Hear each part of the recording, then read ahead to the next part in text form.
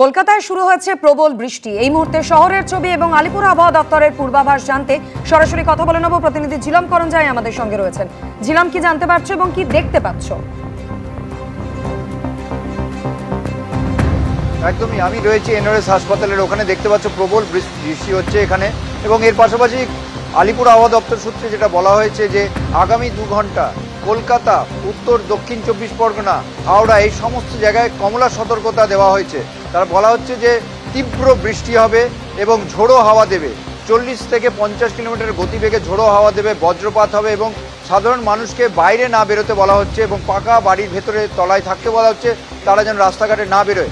এর পাশাপাশি তোমাকে জানিয়ে রাখবো যে হুগলি, পশ্চিম মেদিনীপুর, পূর্ব মেদিনীপুর সেখানেও হলুদ সতর্কতা দেওয়া হয়েছে এবং আগামী 2-3 ঘন্টা এখানেও বৃষ্টি হবে, মাঝারি বৃষ্টিপাত হবে, বজ্রবিদ্যুৎ সহ বৃষ্টিপাত হবে, ঝোড়ো হাওয়া দেবে।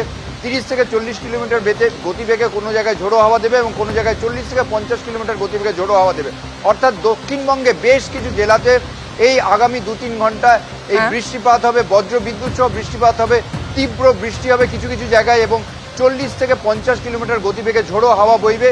সাধারণ মানুষ যাতে বাইরে না বেরোয় তেমনই সতর্কতা দেওয়া হয়েছে আবহাওয়া দপ্তরের তরফ থেকে। ধন্যবাদ ঝিলম।